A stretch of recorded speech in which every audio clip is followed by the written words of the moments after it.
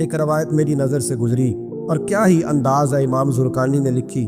ایک صحابی ہیں حضرت ابو کرسافہ رضی اللہ تعالیٰ عنہ. حضرت ابو کرسافہ رضی اللہ تعالیٰ عنہ فرماتے میں چھوٹا تھا، میری اماں اور میری خالہ مجھے ساتھ لے گئیں. میں نے کہا کہاں جانا ہے؟ کہنے لگے آؤ نبی پاک کا کلمہ پڑھنے جانا ہے. پڑھیے درود شریف صلی اللہ، سارے پڑھیے، پھر پڑھیے ایک دفعہ صلی اللہ تعالیٰ علیہ. حضور کا ذکر ہو تو فوراً درود پڑھنا چاہیے. نبی کریم علیہ السلام کی بارگاہ میں نا میری خالہ اور میری اماں دونوں مجھے ساتھ لے گئیں کلمہ پڑھنے. کہتے ہیں جب ہم حضور کی بارگاہ میں پہنچے، کلمہ پڑھا، واپس آئے تو میری اماں اور میری خالہ آپس میں بات کرنے لگی. میری خالہ کہنے لگی تو نے دیکھا ہے ان کا بولنا کتنا مزیدار تھا. میری خالہ کہنے لگی تو نے تو وہ دیکھا ہے لیکن وہ جو غلام آیا تھا اس کے ساتھ ان کا رویہ کتنا پیارا تھا. تو نے دیکھا جب وہ کھانا کھا رہے تھے تو پہلا خیال انہوں نے ہمارا کیا. بار بار وہ ان کا ذکر کرتی، کہتے آپس میں حضور کی شانیں بیان کرتی، میری اماں بھی میری خالہ بھی. بالآخر بات لمبی ہو گئی تو میری اماں بولی، کہنے لگی بس کر، ہم کتنی عظمتیں بیان کریں گے، مجھے تو 3 باتیں سمجھ میں آئی ہیں. کتنی؟ 3 باتیں مجھے سمجھ میں آئی ہیں. کہا وہ کیا؟ تو کہنے لگی ما رأینا مثل ھذا الرجل احسن وجھا ولا القا صوبا ولا البنا کلاما. کہنے لگی مجھے تو 3 باتیں سمجھ میں آئی ہیں کہ نہ اتنا خوبصورت چہرے والا کوئی شخص دیکھا ہے، اور نہ اتنے صاف کپڑوں والا کو دیکھا ہے، اور نہ ہی اتنی میٹھی بولی بولنے والا کوئی دیکھا ہے. تینوں باتوں کی کمال ہے. ظاہری حسن بھی کمال، کپڑوں کی صفائی بھی کمال، اور رسول پاک کا بولنا بھی کمال. لب و لہجے میں مٹھاس بھی، خوبصورتی والی. یہ اصل حسن ہے کہ ظاہراً بھی انسان بڑا منزہ ہو، باطناً بھی بڑا صاف ستھرا ہو. میرے رسول پاک علیہ السلام کا طریقہ مبارکہ پتہ کیا تھا؟ حضور صلی اللہ تعالیٰ علیہ وآلہ وسلم جب مسجد میں نماز پڑھ لیتے تو حضرت جعفر رضی اللہ تعالیٰ عنہ فرماتے، بخاری کی حدیث ہے، فرماتے میں مدینہ شریف میں آیا تو حضور نماز پڑھ لیتے تو صحابہ نبی پاک کے پاس آتے اور حضور کا دست مبارک پکڑ کے پہلے چومتے پھر چہروں پہ ملتے. پہلے چومتے پھر چہروں پر. نبی پاک کے صحابہ حضور کے قدم بھی چوما کرتے، قدموں میں جھکا کرتے تھے. یہ تو بھائی اس وقت پتہ چلتا ہے جب کسی سے پیار ہو جاتا ہے. جب کسی بندے سے، میں اکثر مثال دیا کرتا ہوں اکثر کہ کسی کا بچہ پیشاب کرے تو کہہ آتی ہے، الٹی آتی ہے، لیکن اپنا بچہ بالوں میں بھی کر دیتا ہے، پھر کوئی کہہ نہیں آتی چونکہ اپنا ہے نا، پیار ہو گیا نا. اب وہ کیفیت جب کسی سے محبت ہو جاتی ہے نا تو کچھ چیزیں صرف سمجھنے کی نہیں، کچھ چیزیں ایسی ہوتی ہیں جو محسوس کرنے والی ہوتی. اس نے کہا تھا عشق ایک ڈھونگ ہے، میں نے کہا تجھے عشق ہو خدا کرے، پھر کوئی تجھے اس سے جدا کرے، تو اسے تسبیحوں پہ پڑھا کرے، تو اسی کا نام جپا کرے، تو گلی گلی پھرا کرے، پھر میں کہوں کہ عشق ایک ڈھونگ ہے اور تو نہیں کہا کر. پھر میں کہوں کہ عشق ایک ڈھونگ ہے اور تو، اس نے کہا تھا عشق ایک ڈھونگ ہے تو میں نے کہا تجھے عشق ہو خدا کرے. بھائی یاد رکھو جب انسان کو محبت ہوتی ہے تو پھر اس کے انداز بدل جاتے ہیں، اس کے طور طریقے تبدیل ہو جاتے ہیں. وہ میں اکثر ایک بات کہا کرتا ہوں، میں کہتا ہوں بچہ باہر سے برگر کھا کے آ جاتا ہے رات کا، اماں کہتی بیٹے روٹی کھا لو، کہتا تو سب وہ بھی پکائی میں نہیں کھانی، حالانکہ برگر ہے، کھا ہے، دور سے کھا ہے. تو اماں اس کو کہتی ہے پھر میں سویاں نہ بنا دوں تھوڑی سی اپنے بیٹے کو، فٹافٹ چاول نہ تجھے ابال دوں، ساتھ میں باریک دال بنا دیتی ہوں. کہتا نہیں میری مرضی کا پکاتے نہیں، میں نے نہیں کھانا. ایسے اب ابا جو ہے نا، ابا وہ اماں کو سمجھا رہا، کہتا چھڈ پر آپ بھوک لگے گی تھی آپ ہی کھا لے گا، ٹھنڈا ایڈی ٹینشن لے ایویں پہ تینوں ستاندہ ہے. اماں کیا کہتی ہے؟ کہتی نہیں مجھے نیند نہیں آ رہی، کھائے گا تو سکون آئے گا. اب اس کو آپ لاکھوں دلیلیں دیں کہ سیاںا بیان ہے، بچہ نہیں ہے، 22 سال کا ہے، 24 سال کا، چھوڑ تو کیا کر رہی ہے. لیکن اماں کو کوئی سمجھا سکتا؟ کیوں نہیں سمجھا سکتا کہ اسے اپنے بیٹے سے پیار بڑھا. وہ کیا کرے، وہ مجبور ہے. اس کے دل کی کیفیت اس طرح کی ہے کہ کوئی دنیا کی طاقت اسے سمجھا سکتی، سوال ہی نہیں پیدا ہوتا کوئی اسے سمجھا سکے. یہ ممکن کیسے ہو کیسے سکتا ہے؟ یہ محبت ہے. میرے رسول پاک علیہ السلام کے صحابی حضرت جعفر فرماتے میں حضور کی بارگاہ میں آیا تو صحابہ کیا کرتے؟ نبی پاک کا دست مبارک پکڑتے، پہلے چومتے پھر چہرے پہ ملتے. بخاری ہے. فرماتے میں نے کہا یہ کیا کر رہے ہیں؟ پھر اچانک میرا بھی دل کیا ذرا کر کے تو دیکھو، کچھ چیزیں چکھنے پہ پتہ لگتا ہے کتنی مزیدار ہے. کہتے میں بھی قریب گیا، حضور کے دست مبارک میں نے ہاتھ ڈالا. فرماتے ہاتھ پکڑا ہی تھا کہ نبی پاک کا ہاتھ برف سے بھی زیادہ ٹھنڈا. فرماتے ہیں پھر میں نے پکڑ کے چہرے پہ ملا تو کستوری سے زیادہ خوشبو آ رہی تھی دست مبارک۔ فرماتے ہیں اب میرا چھوڑنے کو دل ہی نہیں کر رہا تھا، اب میری طبیعت نہیں مان رہی تھی۔ میرے نبی کریم علیہ السلام اللہ کی دلیل ہے، ہر پاکیزگی، ہر حسن، ہر کیف اللہ نے اپنے رسول کو عطا فرمایا۔ دنیا کی جتنی غلاظتیں تھیں جب کوئی حضور کے قریب جاتا تھا تو ساری غلاظتیں دور ہو جاتی۔ کما ارسلنا فیکم رسولا منکم یتلو علیکم آیاتنا ویزکیکم، اللہ فرماتے ہیں میرے محبوب تم پر میری آیتیں پڑھیں گی اور تمہیں پاک فرما دے گی، تمہاری ساری ناپاکیاں نبی پاک دور کر دیں، ہر غلاظت تم سے دور ہٹ جائے۔ ایک صحابی ہیں حضرت شیبہ بن عثمان رضی اللہ تعالی عنہ، وہ کہتے ہیں میرے والد کو اور میرے چچا کو مسلمانوں نے احد میں قتل کر دیا تھا، میرے دل میں بڑا غصہ تھا، بڑا جلال تھا کہ کبھی مجھے موقع ملے تو میں بدلہ لوں گا۔ کہتے فتح مکہ کے بعد نبی پاک علیہ السلام حوازن کی جنگ کے لیے نکلے، مجھے پتہ چلا حضور جا رہے ہیں تو میرے اندر شعلے بھڑک رہے تھے انتقام کی۔ روز میں منصوبہ بندی کرتا، پلاننگ کرتا کہ کسی طریقے سے میں ان تک پہنچوں گا اور بدلہ لوں گا۔ کہتے ہیں نبی کریم علیہ السلام نہ حوازن کے لیے پہنچ چکے تھے، فرماتے ہیں میں بھی جنگ میں جا کے شریک ہو گیا اور میں نے طریقہ اس طرح کا اختیار کیا کہ کسی طریقے میں حضور تک پہنچ جاؤں۔ سمجھ آ رہی ہے میری بات کی؟ نبی کریم علیہ السلام تک کسی طریقے پہنچ جاؤں۔ فرماتے ہیں لڑتے لڑتے، لڑائی کے دو طریقے ہوتے تھے، کبھی تو ایسے ہوتا تھا کہ ایک دو آدمی مل کے آپس میں لڑتے تھے، پھر گمسان کا رن پڑتا تھا، گھمبیر ہو جاتی تھی جنگ، سمجھ نہیں آتی تھی تیر کہاں سے آیا، نیزہ کہاں سے آیا۔ فرماتے جب گمسان کا رن پڑا نا، مجھے موقع مل گیا، میں حضور کے قریب پہنچ گیا۔ حضرت شیبہ بن عثمان رضی اللہ تعالیٰ عنہ کہتے جب میں پہنچ گیا تو میں نے نا دیکھا کہ اب حضور کے قریب لوگ نہیں ہیں۔ فرماتے میں نے نا فوراً تلوار اٹھائی، تلوار اٹھا کے میں حضور کو معاذ اللہ شہید کرنے ہی لگا تھا کہ ایک نور چمکا حضور کے سامنے۔ پڑھیے ضرور صلی اللہ علیہ وسلم، کہتے ہیں ایک نور چمکا، اتنی تیزی تھی اس نور میں کہ میری آنکھیں بند ہو گئی، میرے ہاتھ سے تلوار گر گئی، آنکھیں چندھا گئی میری۔ فرماتے تلوار میرے ہاتھ سے چھوٹ گئی۔ اب جب وہ روشنی ختم ہوئی نا تو میں نے دیکھا نبی پاک سامنے کھڑے مسکرا رہے ہیں۔ میں نے کر دی، آپ نے سن لی، ذرا دیکھو تو صحیح، جو تلوار لہرائے اسے دیکھ کے بھی کبھی کو مسکرایا ہے؟ جس نے تلوار ہی لہرا دی، جو شہید کرنے ہی لگا تھا، پہنچ گیا تھا۔ لیکن یہ اخلاق میرے رسول پاک کا ہے صلی اللہ اعلیٰ حضرت فاضل بریلوی کا ایک شعر میں نے پڑھا۔ کئی کچھ چیزیں ایسی ہوتی ہیں جو بس نا وہ آتی تو سامنے ہے لیکن وہ اتنا لطف دے جاتی ہیں کہ ٹھنڈا ہو جاتا ہے مزاج۔ رات کو میں شعر پڑھ رہا تھا اعلیٰ حضرت کا فاضل بریلوی رحمت، اور میں نے شعر پڑھا تو مجھے اچھا لگا سنانا۔ ایک دوست کو میں نے فون کیا، میں نے کہا یار ذرا شعر تو سن لے۔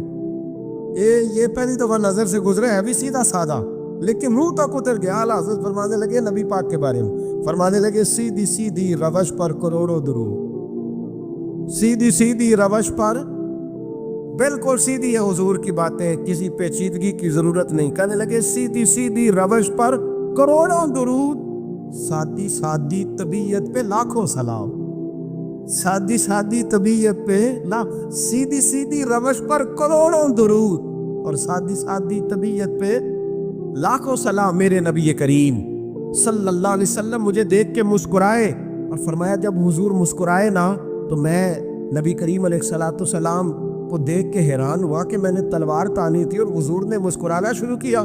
فرماتے اب حضور نے مجھے بلایا، آواز کے ساتھ نہیں بلایا، حضور نے اشارہ کیا یوں کر کے، فرمایا ادھر آؤ نا۔ فرماتے مجھے اب یہ بھی سمجھ نہیں آئی کہ کس نے مجھے اٹھا کے حضور کے قریب کر دیا۔ فرماتے میں نبی کریم کے قریب گیا تو حضور نے میرے دل پر 3 تھپکیاں دی۔ ایک تھپڑ ہوتا ہے، ایک تھپکی ہوتی، پتہ ہے نا فرق کا؟ ایک تھپڑ کو مارے تو جلال آتا ہے اور تھپکی دے تو پیار آتا ہے۔ کہتے حضور نے 3 تھپکیاں دی اور دی بھی میرے دل پر، ایک پھر 2 پھر 3۔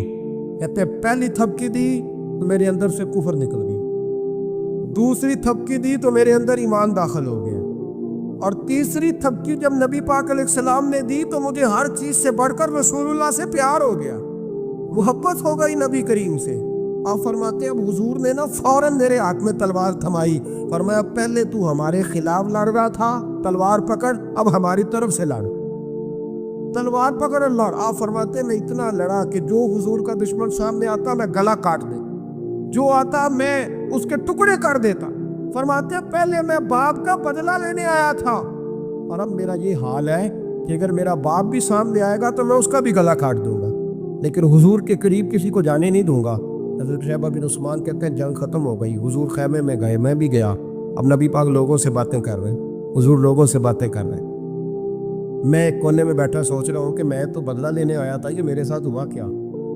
हुजूर लोगों से बातें करते जा रहे हैं, मैं सोचता जा रहा हूँ कि मैं तो इंतकाम लेने आया, ये क्या मामला हुआ। कहते महबूब ने अचानक मेरी तरफ नजर उठाई और फरमाने लगे शैबा, एक इरादा तूने किया था जो गलत था और एक इरादा मेरे रब ने किया है और तेरे ऊपर फजल फरमा दिया है। फरमाते हुजूर ने अब मुझसे फरमाया कोई ख्वाहिश हो तो बताओ, मांग लो, कुछ मांगना है तो।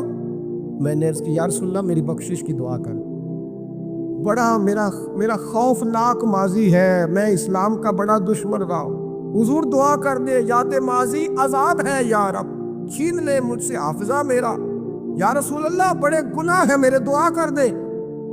कहते मैंने दुआ के लिए कहा और हुजूर फिर दूसरे लोगों से बातें करने लगे, कभी उससे कभी उससे कभी उससे। मैं सोचने लगा कि मेरी बात का कोई जवाब ही नहीं आया।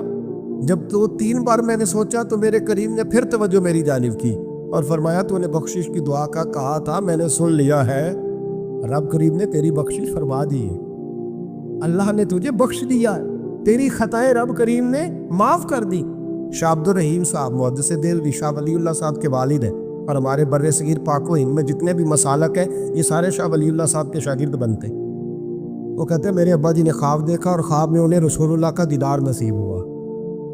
और नबी करीम अलैहिस्सलाम की बारगाह में शाह वलीउल्लाह साहब के अब्बा जी कहने लगे हुजूर एक बात बड़ी अड़ गई है मेरे दिल में, बड़ी, तो किताबों से जवाब नहीं मिला, आज रब करीम ने मौका दिया है उस सवाल का जवाब।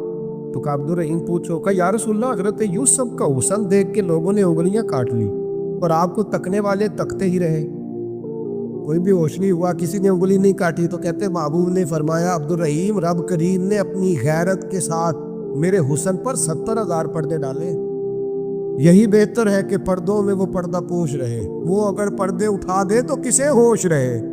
फरमाया 70,000 पर्दों में छुपा हुआ हुस्न है, वरना किसी की ताकत थी कोई बात कर सकता, जुर्रत थी किसी शख्स की। मेरे हबीब पाक सैयद आलम हजरत अब्दुल्ला इब्ने सलाम रदी अल्लाह ताला अन्हु अहले यहूद के बड़े आलिम थे।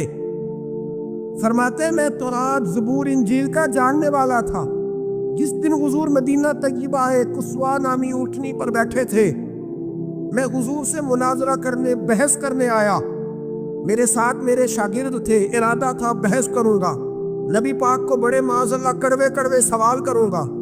कहते हुजूर बैठे थे कुस्वा नामी ऊँटनी पे और गर्दन मुबारक झुकी हुई, होंठों पर हुजूर के ज़ेरे लब हल्की सी मुस्कुराहट थी। नबी पाक थोड़ा बोलते थे पर जितना बोलते थे वो दिलों में उतरता जाता। फरमाते मैं जब गया ना मेरे शागिर्द साथ थे, मुनाजरा करने गया, मुनाजरा शागिर्द साथ थे। फरमाते मैं बड़े सवालात तैयार करके गया पर हुजूर घोड़े पे बैठे थे। 2 बातें मैंने सुनी, हुजूर ने फरमाया रिश्तेदारों से अच्छा सलूक करो, अपने गुलामों का ख्याल करो। कहते वो शागिर्द मुझे धक्के देने लगे, कहने लगे चलो उस्ताद जी आगे हो, करो सवाल, चलो ना आगे बढ़ो ना आगे। ये कई दफ़ा नारे लगाने वाले भी मरवा देते हैं ना, चलो ना चलो आगे चलो, बढ़ो आगे, करो बात, आओ ना। कहते मैं ज़रा आगे बढ़ा, धक्का दिया उन्होंने। फरमाते मैं आगे बढ़ा और मेरे करीब महबूब के करीब जाके कहा हुजूर मुझे कलमा पढ़ा दे, मैं मुसलमान होने आया हूँ। यानी आम आदमी तो कायल हो जाता है, आलिम और तौरात ज़बूर इंजील का जानने वाला, हुजूर कलमा पढ़ाए। कहते मैं वापस आया ना कलमा पढ़ के, तो शागिर्द कहने लगे उस्ताद जी आप तो मुनाजरा करने आए थे, ये क्या हुआ। तो ये लफ्ज़ है हज़रत अब्दुल्ला इब्ने सलाम के। फरमाने लगे तुमने नबी पाक का चेहरा नहीं देखा, उनकी आंखों की रोशनी नहीं देखी, तुमने चेहरे की मासूमियत नहीं देखी, लबो लहजे का वकार नहीं देखा। कितने दिनों के थके मांदे आज वो मदीने पहुंचे और उनके लबो लहजे में कोई उकताहट, कोई थकावट, कोई लफ्जों में झोल तुमने देखा है। फरमाने लगे जिसका इस तरह का चेहरा होता है वो झूठा नहीं सच्चा हुआ करता है।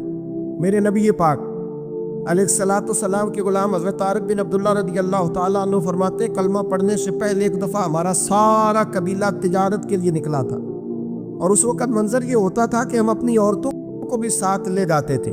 6 महीने सफ़र करना होता था, ऊँट घोड़े हम बेचा करते थे, औरतें भी साथ रहती, खाते भी पकाते भी। कहते एक सफ़र से हम वापस आ रहे थे तो मदीने के बाहर सहरा में हमने पड़ाव किया, अकेले रसूल पाक सल्लल्लाहु, फिर एक दफ़ा पढ़िएगा, एक दफ़ा फिर कहिएगा सल्लल्लाहु ताला अलैहि वसल्लम। कहते हैं नबी पाक तने तन्हा अकेले, हुजूर ना सैर करते करते करते करते हमारे काफले के पास से गुजरे, खैमे लगे थे, पड़ाव किया, महबूब तशरीफ ले आए। कहते हैं हुजूर सैयद आलम सल्लल्लाहु ताला अलैहि वसल्लम तशरीफ लाए। कोई कबीले में से, काफले में से हुजूर को जानता नहीं था। एक सुर्ख रंग का ऊंट था हमारे सरदार का, जो बिकने से रह गया था, बड़ा खूबसूरत। कहते हैं नबी पाक को पसंद आ गया। हुजूर पूछने लगे तुम कौन हो? कहा जी मुसाफिर है। कहाँ से आए हो? फलां जगह से आए हैं। किस लिए आए हो? हम तिजारत की गर्ज से निकले। ऊँट बेचोगे? बेचना है। कितने का? सौदा तय हुआ।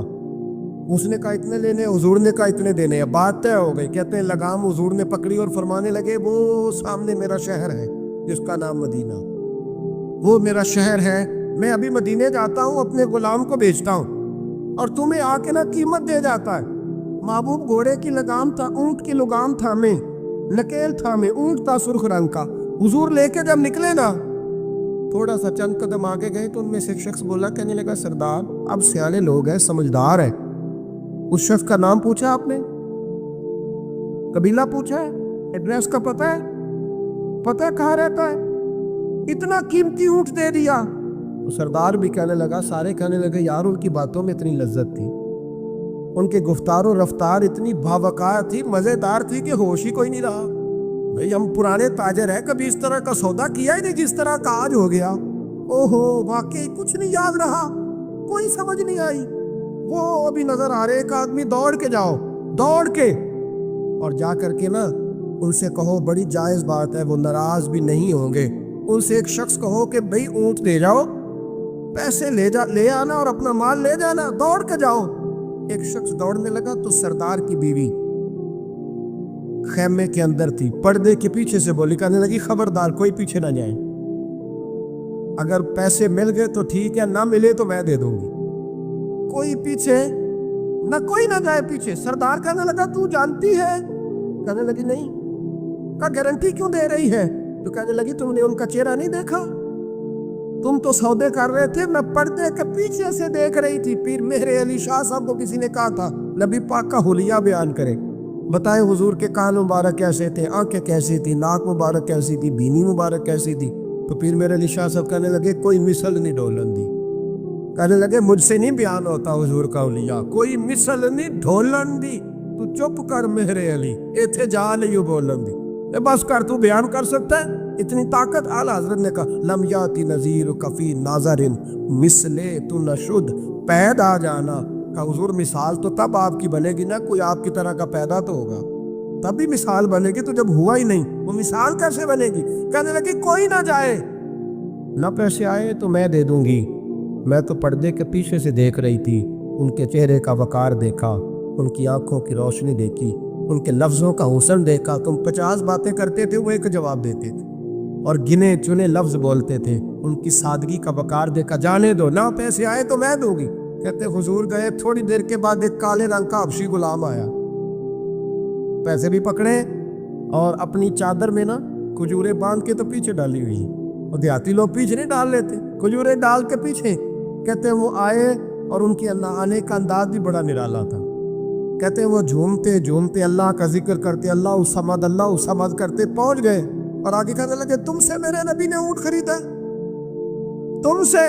कहा हमसे खरीदा है। कहने लगे ये तुम्हारे पैसे, और फिर चादर खोल के सहरा पे बिछा दी। कहने लगे ये तुम्हारे पैसे और खजूरें खाओ, मेरे नबी ने तोहफा भेजा है, खाओ, हुजूर ने तोहफा भेजा है।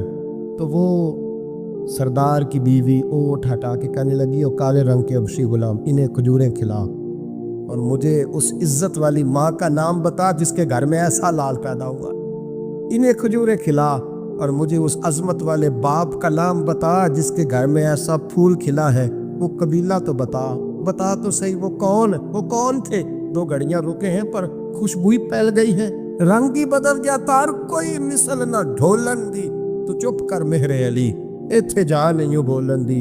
हज़रत तारिक बिन अब्दुल्ला कहते हैं जनाब बिलाल फरमाने लगे वही तो अल्लाह के आखिरी रसूल है, وہی تو خاتم المرسلین ہے، وہی تو ہے جنہیں اللہ نے ساری انسانیت کے لیے نمونہ عمل بنایا۔ کہتے ہم اونٹ بیچنے گئے تھے پر سارے کا سارا قبیلہ ہی مسلمان ہو گیا۔ حضرت زید بن حارثہ کہتے ایک جنگ کا موقع تھا، ایک شخص کفر کی طرف سے لڑتا آ رہا تھا، کفر کی طرف سے۔ فرماتے میں نے جب وہ میرے قریب آیا لڑتے وقت تو حضرت زید بن حارثہ کہتا میں نے تلوار اٹھائی اور میں مارنے لگا تو اس نے کلمہ پڑھنا شروع کر دیا، لا الہ الا اللہ محمد رسول اللہ صلی اللہ علیہ وسلم۔ تو حضرت زید بن حارثہ کہتے ہیں میں نے کہا اچھا اب موت نظر آئی ہے تو کلمہ یاد آ گیا ہے، تو کافر ہے، تو صرف تلوار سے بچنے کے لیے کلمہ پڑھ رہا۔ کہتے میں نے ماری تلوار گردن اڑا دی، پھر میں حضور کی بارگاہ میں حاضر ہوا۔ میں نے کہا یا رسول اللہ آج جہاد کے وقت ایک انوکھا واقعہ ہوا، ایک بندہ کفر کے ساتھ لڑ رہا تھا اور جب میں تلوار مارنے لگا تو وہ کلمہ پڑھ رہا تھا۔ حضور میں سمجھ گیا کہ تلوار سے بچنے کے لیے کلمہ پڑھ رہا ہے۔ حضرت زید بن حارثہ کہتے ہیں حضور کی آنکھیں غصے سے سرخ ہو گئی۔ نبی کریم فرمانے لگے تو نے دل پھاڑ کے دیکھا تھا کہ وہ تلوار سے ڈر کے کلمہ پڑھ رہا ہے؟ جب وہ پڑھ رہا تھا کلمہ تو پھر تو کس طرح کا مجاہد ہے جس نے کلمہ پڑھنے والے کی گردن اڑا دی؟ وہ پڑھ رہا تھا کلمہ تو تجھے قبول کرنا چاہیے۔ میرے بھائی یہ بڑا محتاط معاملہ ہے، لیکن مسئلہ یہ ہے کہ یہ کچھ دنوں تک یہ باتیں رہتی ہیں، پھر آہستہ آہستہ میری آنکھوں سے بھی رخصت ہو جائے، آپ کی نظروں سے بھی رخصت ہو جائے گی، لیکن وہ دو بیٹیاں ساری زندگی نہیں بھلا سکتی، ان کے لیے تھوڑا سا مشکل ہے۔ ان پر جو طوفان تیزی سے گزرا ہے نا، گزرا تو چند منٹوں میں ہے لیکن صدیوں تک اس کی گونج رہے گی، صدیوں تک۔ اللہ تبارک و تعالیٰ کوئی فضل کر دے۔ اب تو ہم دعاؤں والی جگہ پہ آ گئے ہیں، چونکہ میری قوم تو انویسٹر ہے نا، ان سب کی میری قوم انویسٹر ہے، وہ انویسٹ کرتی ہے ان لوگوں کو، ان کو لاتی ہے، بناتی ہے، خرچے کرتی ہے، پوسٹر چھاپتی ہے، شرم نہیں آتی، حیا نہیں آتی، ایسے لوگوں کو لاتی ہے۔ اب پھر کیا مطلب بات کی جائے؟ اور میں نے اس وقت بھی کہا تھا، میں پھر کہتا ہوں اور ببانگے دوہل کہتا ہوں کہ نمبر پلیٹیں بدلنے سے گاڑیاں ٹھیک نہیں ہوتی، نمبر پلیٹیں بدلنے سے گاڑیاں ٹھیک نہیں ہوتی، گاڑی کا انجن بدلنے سے پھر ہی اس کا دھواں ختم ہوتا ہے۔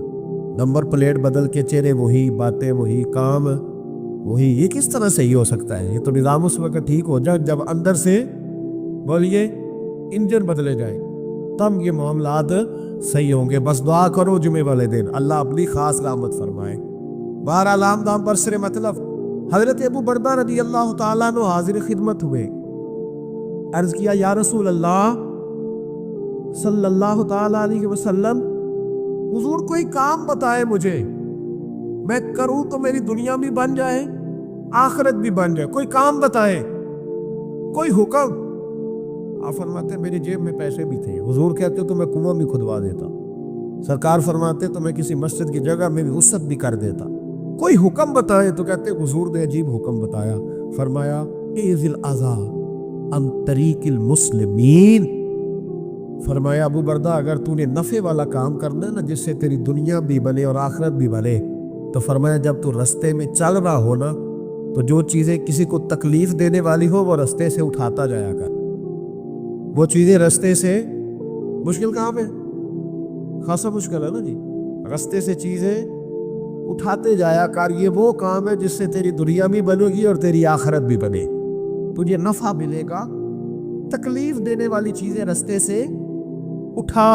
حضرت خواجہ نظام الدین محبوب الہی رحمۃ اللہ علیہ کا ایک مرید آیا کہنے لگا حضور لوگ بڑا تنگ کرتے ہیں، اب میں بھی تنگ ہی کروں گا، ہمارا دعویٰ ہے نا کہ میں اچھے کے ساتھ اچھا ہوں اور برے کے ساتھ ہے، یہ کوئی کمال کی بات ہے، برے کے ساتھ تو سارے برے ہوتے ہیں، اچھے کے ساتھ تو سارے ہی، کمال تو یہ ہے کہ میں اچھے کے ساتھ بھی اچھا ہوں اور برے کے ساتھ بھی اچھا ہوں، یہ کمال ہے، یہ کائے کا کمال ہے کہ جس طرح کا وہ اس طرح کا، یہ کوئی کمال نہیں میرے بھائی۔